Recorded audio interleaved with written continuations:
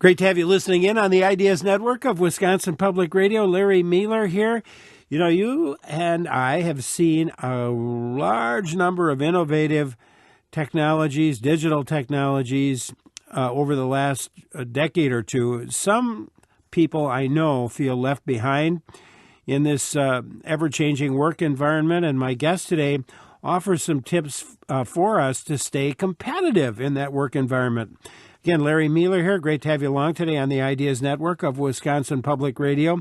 Tracy Wilen is my guest, a public speaker focusing on the impact of technology on society, on work and careers.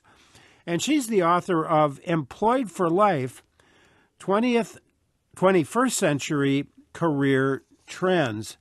And I'm telling you, it is a fascinating read. Tracy Wilen, welcome. Thank you for taking time to be with us today. Oh, thank you for having me on your show, Larry. Really appreciate it. Oh, I'm telling you, I was really fascinated by your book. I was thinking about myself. Part of my job is to be a professor here, and I teach broadcast classes.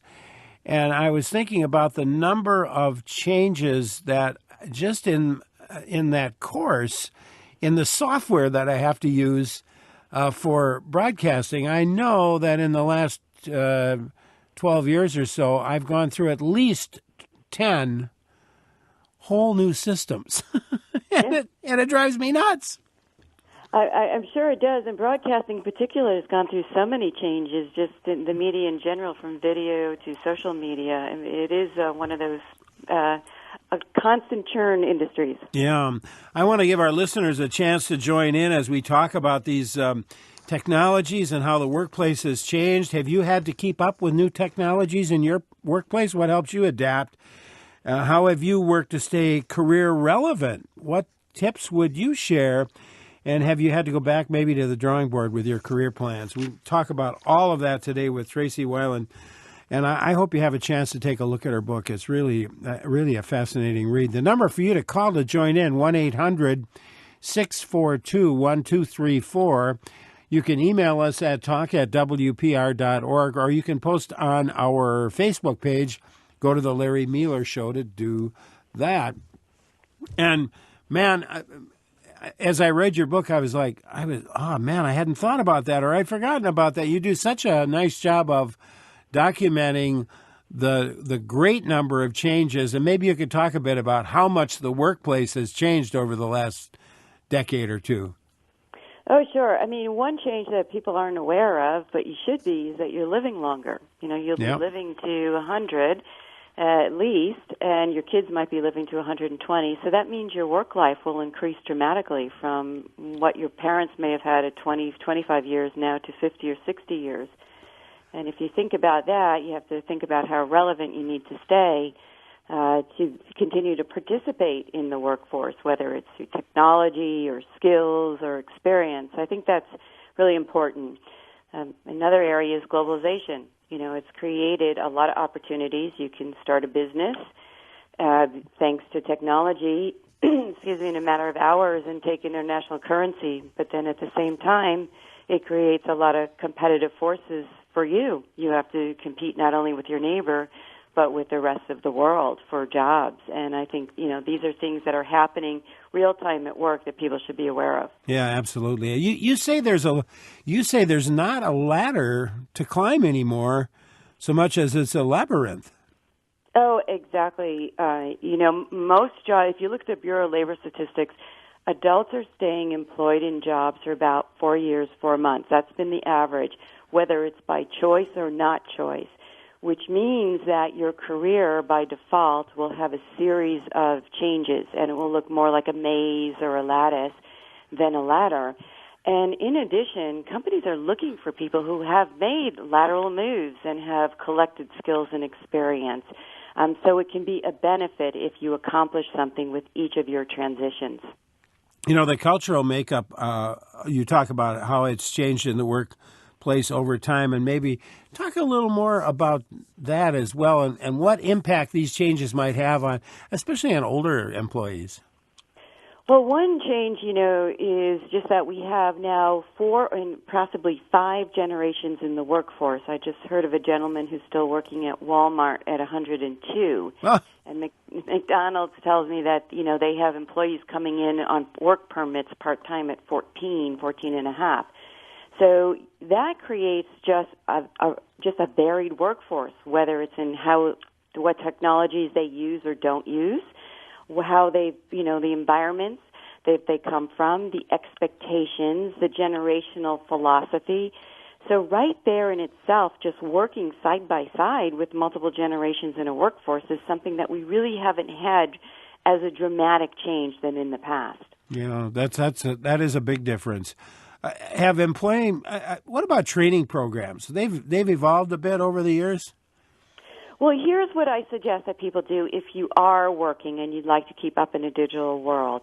One is if the company offers training, and many companies do free to their employees, or they might offer funding for people to get training, I would take it. I did that for many years because I was in the workforce as a non-technology person. And these can be, either, in colleges or through programs that the companies organize. Two is, you have IT help desks. These are wonderful people who know technology. I would get to know them and ask them for support and help when you don't understand. Number three is reverse mentoring. That's a program where executives often team up with younger people and they exchange technology expertise from the young person for mentoring expertise from the more seasoned person. And then also I encourage people to talk to vendors. Every company has a technology vendor coming, whether it's Apple, Intel, Cisco, Oracle. These people they know their stuff. They know the technology, and many times they'll just offer brown bag lunches or free seminars for people at work. And then the last one are free conferences. I was just participating in Paragon Development System free conference for IT about a week ago in Madison, and there was numbers of people there just coming to share best practices, to learn about technology, and to get in touch, and keep up with people and ask questions. So I think there's a variety of ways and methods that you can use to learn about technology while working. Our guest today, Tracy Wilen, she is the author of Employed for Life, 21st Century Career Trends, a public speaker. She focuses on the impact of technology on society and work and careers. And her book is fascinating. I can tell you that for sure. If you have a question or comment or maybe an experience to share relating to changes in your workplace or even getting involved and getting into the workplace, give us a call at 1-800-642-1234, 800-642-1234. Email us at talk@wpr.org, or again, you can post on our Facebook page at The Larry Meiller Show. So just go to The Larry Meiller Show Facebook page. You can post your questions or your comments there. Specific technologies, talk about the ones that are really changing the workplace forever, or at least have the potential to. Sure, Larry. So the first one, of course, is social media.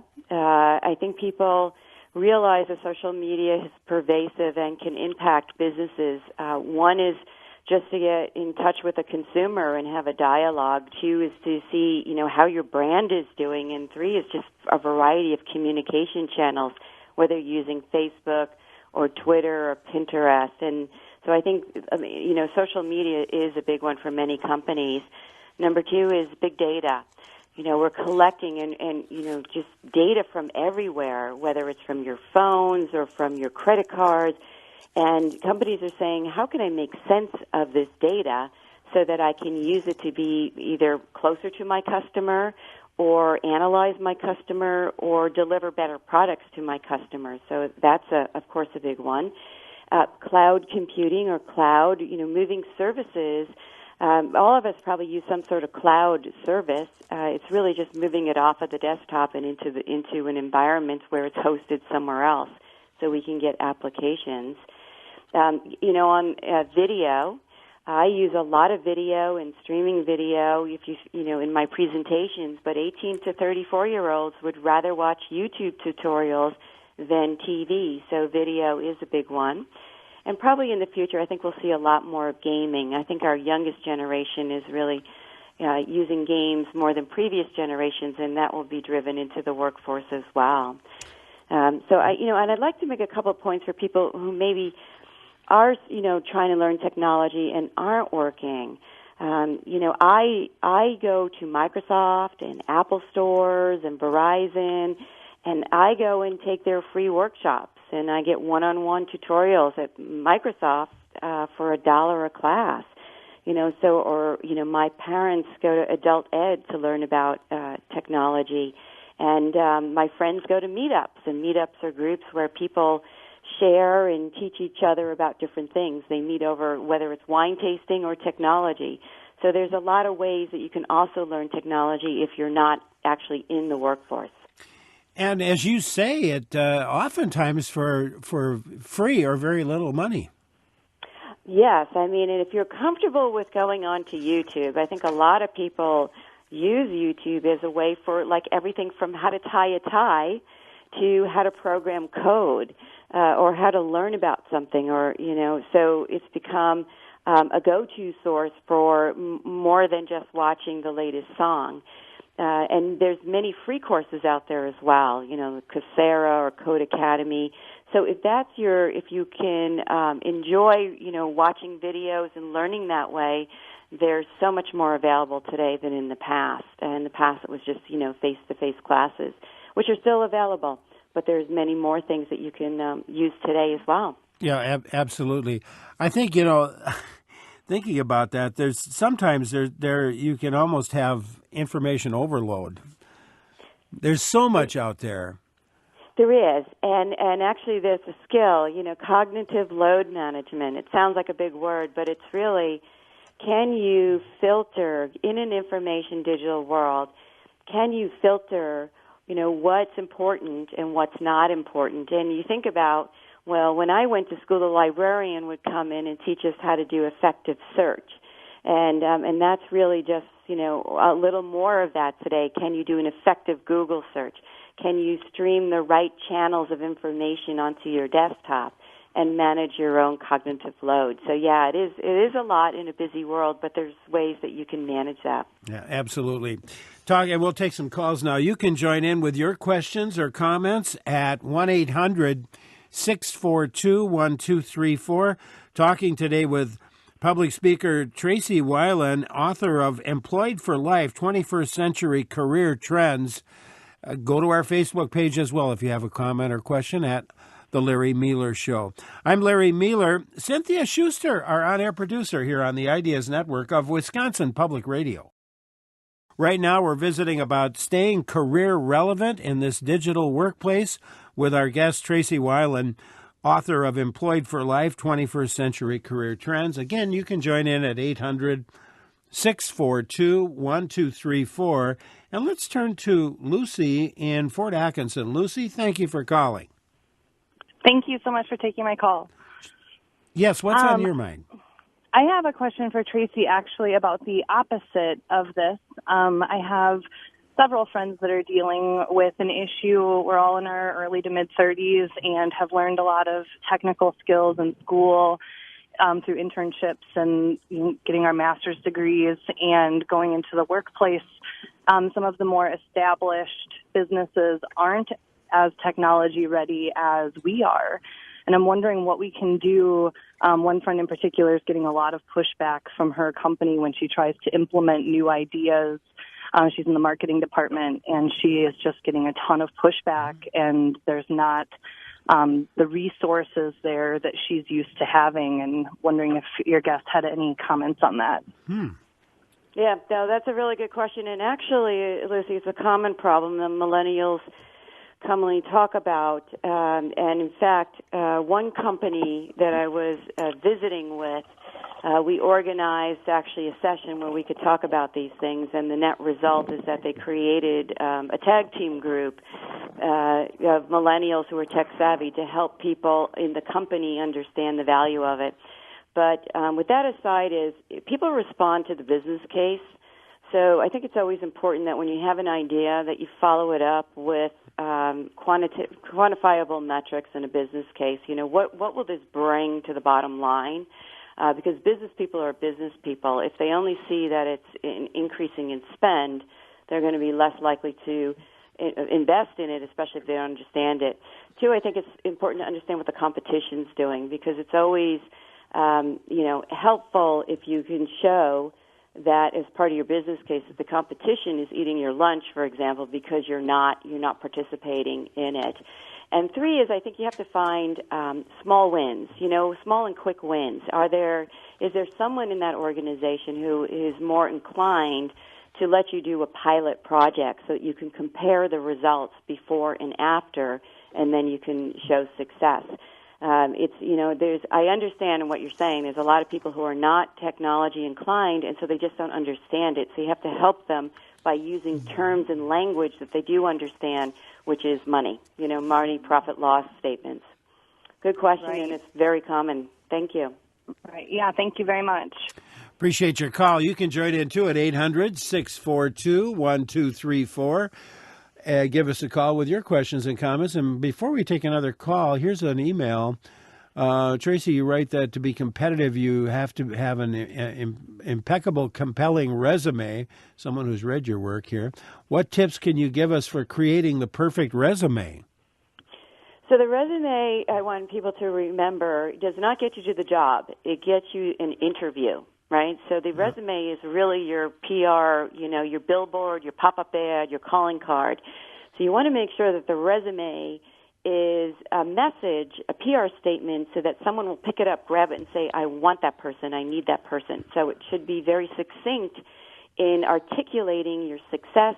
I encourage people to put in metrics about themselves, quantifiable success, your skills, your experience. And keep it to a page. If you've been more seasoned in the workforce, like myself, I would cap it at 2 pages. Because it's important that you realize that they're going to scan it. They're going to look for, does it match an opening that I have? I'm going to say that again. Does it match an opening that I have? I'm not looking for a good person. I'm looking for a person to fill a job that I have an opening, and I'm looking for title, skills, industry, and background to fill that slot. Excellent. Very good. Thank you. Excellent points there. Scott in Shawano has a question for you. Hi, Scott. Thank you for calling. Oh, thanks for having me on, Larry. I always enjoy your shows when I get the chance to hear them, which isn't every day, unfortunately. I'm a physician, and I would point out that this move towards widespread increase in technology is not a universally positive move. There are some unintended consequences which need to be thought out, I think, for a small business owner particularly. One of the things that's happened in the medical field is that through the Affordable Care Act, which in general I'm for, it's kind of forced a national move towards rather rapid adoption of computerized medical records, and they don't have all the bugs worked out. And even where the bugs are worked out, when I say they aren't worked out, that means that competing vendors or vendors for various aspects of the business end versus the inventory control end versus the medical records, and all of these tend to be amenable to automation and computerization. But if those various programs don't communicate with each other, it leads to huge problems. Likewise, the very act of moving towards a medical record system, although it's positive in some ways, for instance, universal and rapid accessibility to a patient's record. So if a patient comes into the emergency room, I immediately know what their history is, even if they can't tell me, and that's a positive. There's no doubt about that. But whereas I used to spend 5 minutes on a chart and 25 minutes in the room with the patient, that has become closer to a 50-50 spread as it's no longer easy to enter a chart. It becomes a labor-intensive process that sometimes takes 350 clicks per patient to complete a record. And those mount up, particularly when it isn't just click, click, click, click, click. It's click, think, click, find, search, hunt, around, click, etc. And so, this is a theoretically wonderful change. I also am constantly amazed that sometimes a computer system doesn't seem to be able to keep track of, or doesn't seem oriented towards keeping track of the basic stats that you would think would be its strong point. And I can't think of a specific example, but one did occur to me the other day when I was working with a patient, and I was pretty shocked that those statistics weren't kept. And the last point I'd make is that the best computer system in the world is worthless if people don't do their part in keeping the information up to date. So if I look at a patient's medications, and the last 3 people who've seen them have not updated those meds, or they weren't automatically updated when a prescription was written, then the whole med list is unreliable. And I'll just take any response off the air. All right, Scott, thank you very much for calling. Tracy? Yes. Oh, yes, Scott. I hear you 100%. All of these technology systems need people who understand how to design them so that they work for you as a physician and also for the patient. But and I'm benefiting actually from connected systems out here in Silicon Valley, and I can tell you it's a dream come true for me to be able to access all my profiles, make appointments, and get my test results online rather than having to run down to the doctor's office or call. But with that said, I hear your frustration. There are, big data, self-learning, artificial intelligence. You probably are aware Watson by IBM is making great strides in that computer systems will continue to self-learn, and they're testing it with prescriptions and prescription accuracy, as well as hypothesis on different kinds of diseases, as well as cures for cancer. So I know there's a struggle. I've lived through Silicon Valley's whole startup scene in many companies, and we've all endured it.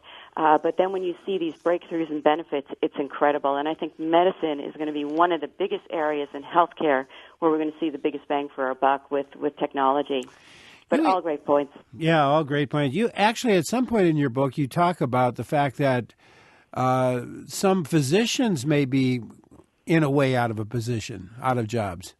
Well, when you think about it, robotics are doing incredible things in augmented virtual reality for physicians. I met an eye surgeon who would prefer to use augmented virtual reality for his eye surgery because he said it's the difference between being precise and exact. And when you're dealing with humans and eyes, you want it to be precise. And so he said, that he's seeing the benefit of using technology. And then, of course, there's Da-Vinci robotics that are being trained to do a lot of these minutiae surgeries that we can't get in and accurately do. Many of us, you might be aware of laser treatments. So technology is really, I think, enabling healthcare providers and physicians to potentially do more. So I think it's quite exciting, and I would say that you're competing with machines, not against machines, to help you really move the whole humanity ahead. Again, talking with our guest, Tracy Wilen, who is the author of Employed for Life, 21st Century Career Trends. Join in at 800-642-1234.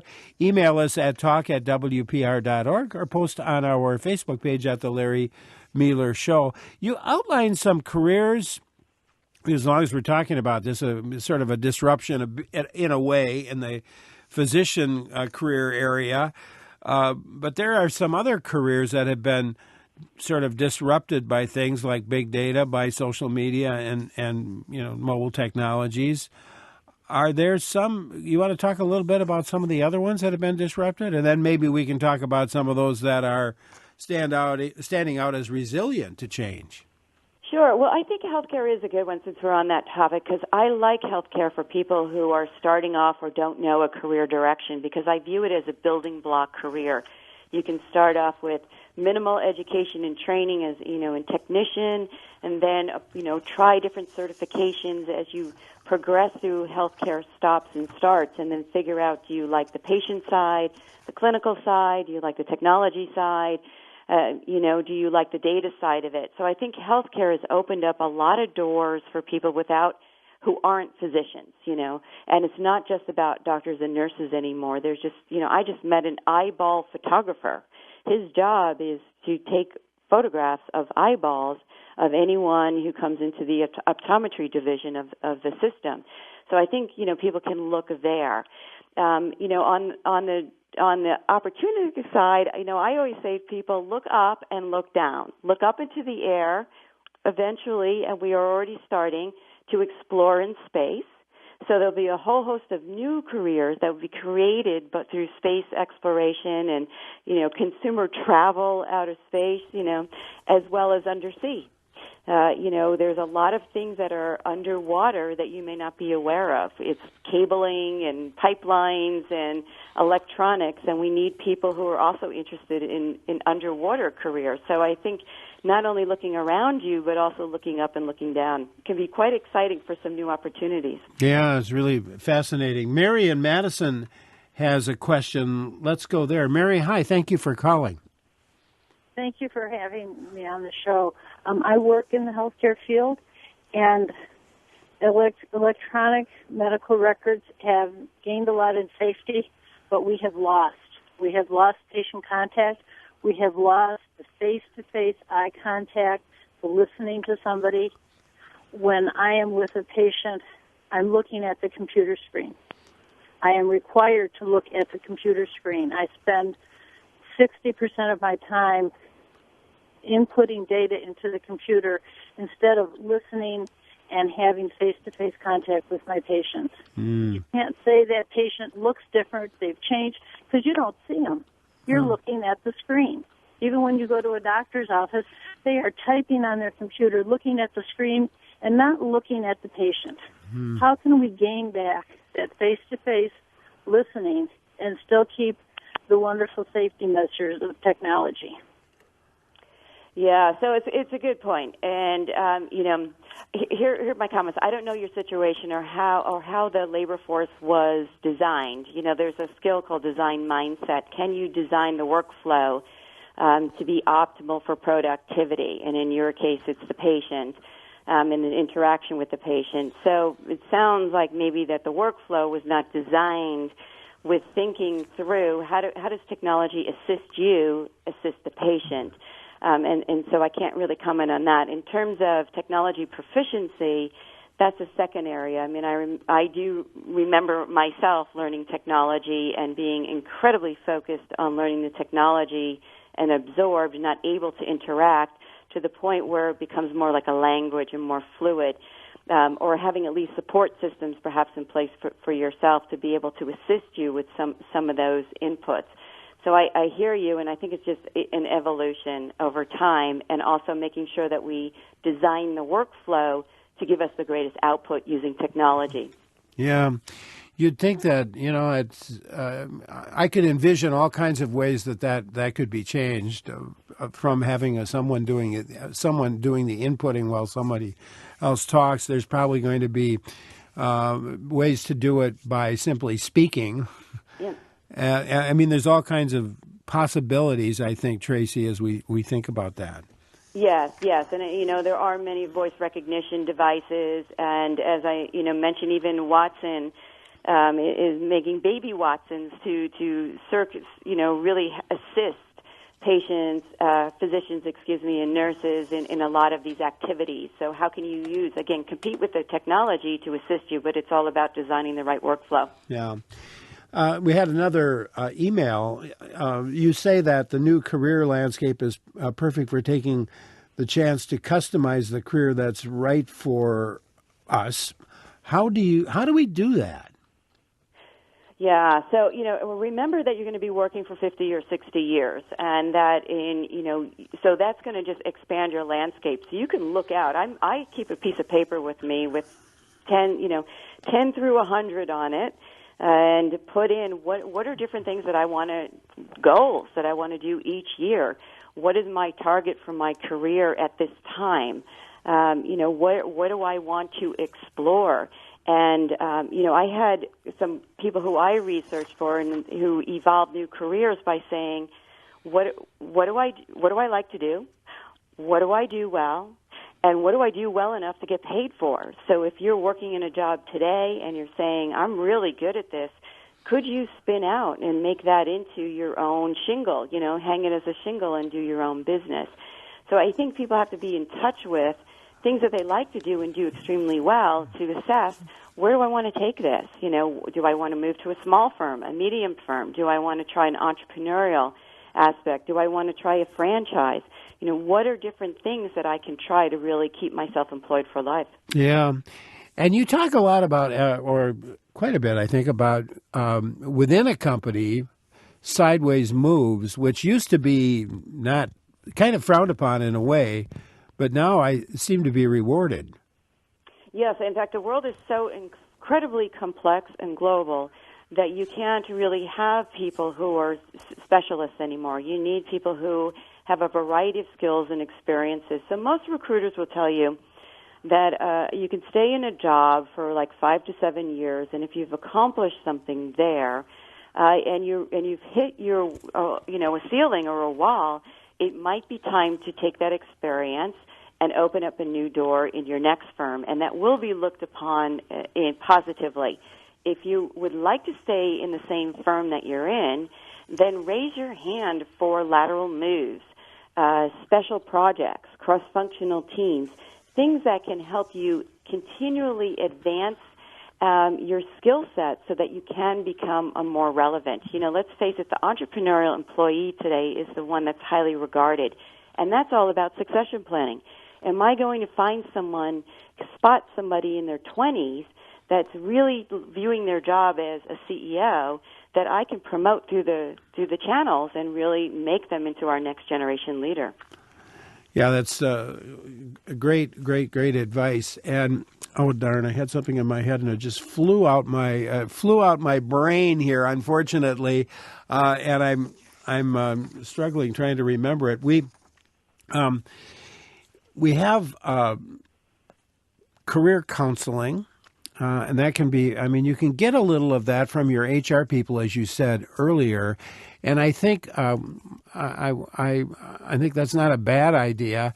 And I think this whole business of moving, okay, now I kind of remember what I was going to say, and that is you have a certain strength. You might be very strong in it, but you also, the lateral moves help you be at least conversant in other areas. This is what you talk about in your book, conversant to the point that, you don't have to be an expert, but you need to be conversant.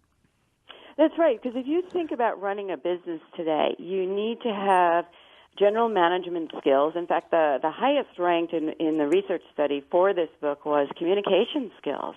You need to be able to work on a team, lead a team, communicate, which means written, speaking, negotiating, and you need to be able to, talk to customers and vendors. So that's actually, a highly valued skills today.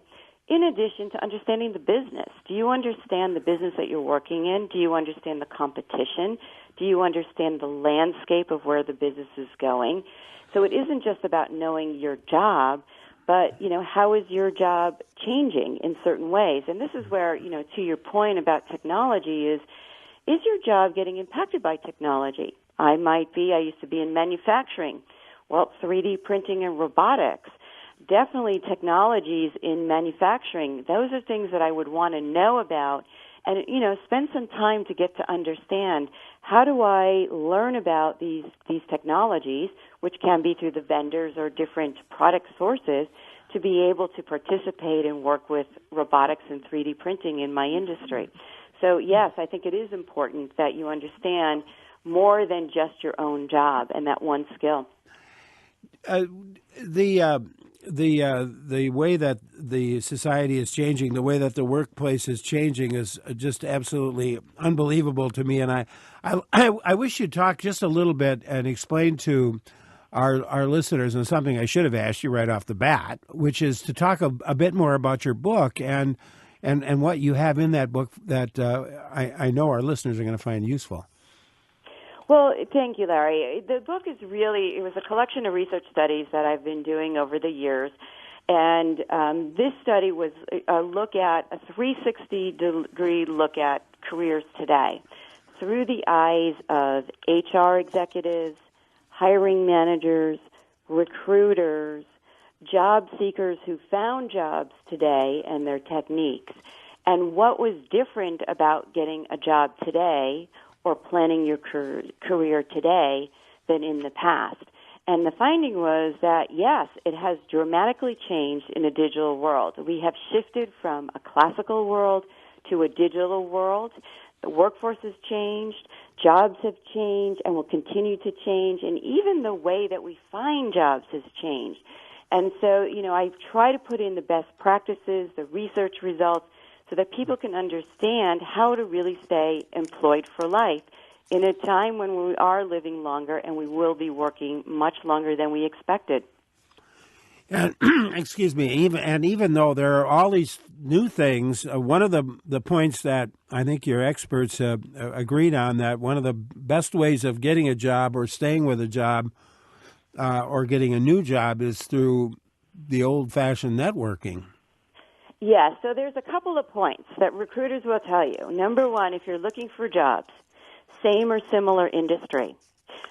Everyone, when they lose a job or they want to get out of the job they're in, they want it to be something completely different.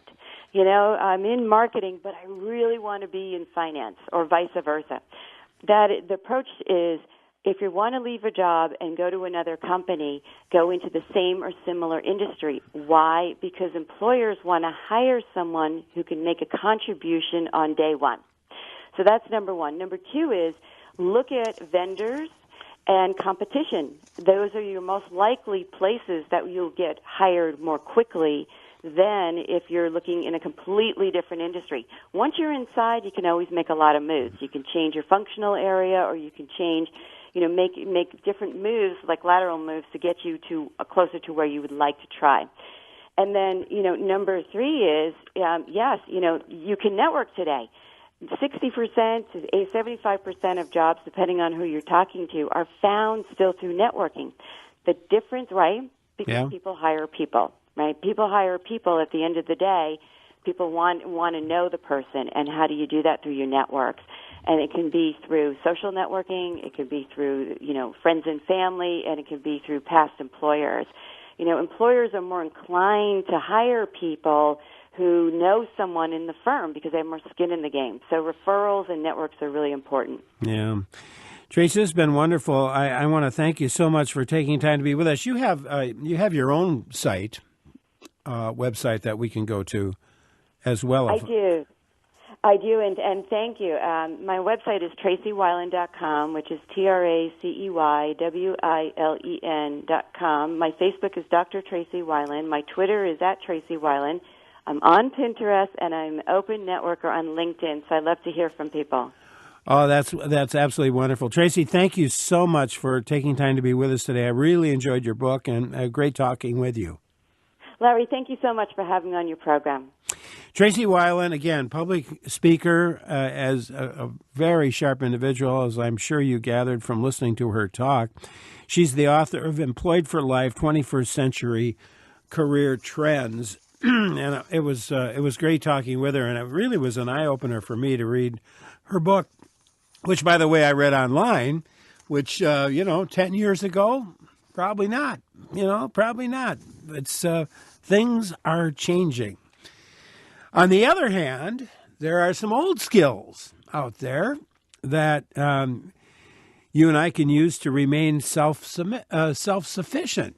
And we're going to be talking with the author of a book called More Forgotten Skills of Self-Sufficiency, and get ourselves involved a little bit in the art of bartering and trading and dickering with Caleb Warnock. Coming up next on the Ideas Network of Wisconsin Public Radio.